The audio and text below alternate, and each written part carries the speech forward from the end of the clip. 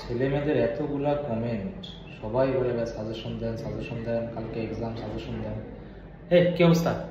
তো আপনারা সবাই সাজেশনের জন্য উড়াই দিচ্ছিলেন, তো ভাই সাজেশন এত কেন লেটে হচ্ছে? যেটা কালকে রাতে দেওয়ার কথা সেটা ভাই আজকেও দিচ্ছেন না। তো চলেন একটু দেখে আসি যে রুমের অবস্থাটা আসলে কি। ঠিক আছে, আসেন স্টুডিওতে একটু ঘুরাই নিয়ে আসি আপনাদের।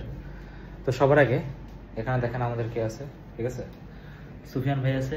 সুফিয়ান ভাই কি করতেছেন? ওদের সাজেশন তো লেট কেন হচ্ছে? সাজেশন সাজেশন সাজেশন এই তিনটা বোর্ড কারা কারা? এই তিনটা বোর্ড কারা কারা?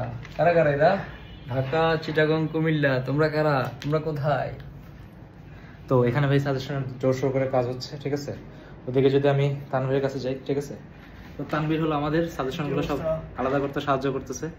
তো মোটামুটি তুমি যদি বলা আচ্ছা, অনেকের প্রশ্ন সাজেশন বানান করতে থেকে দেখ বোকা ছেলেরা এই সাজেশন আগে তোদের বোর্ড গুলো আগে অ্যানালাইসিস করি কোন বোর্ডে গত 2-3 বছরে কেমনে আসছে কইরা এরপরে এখানে সাজেশন বানাই দিছি ইনশাআল্লাহ আগামীকালকে।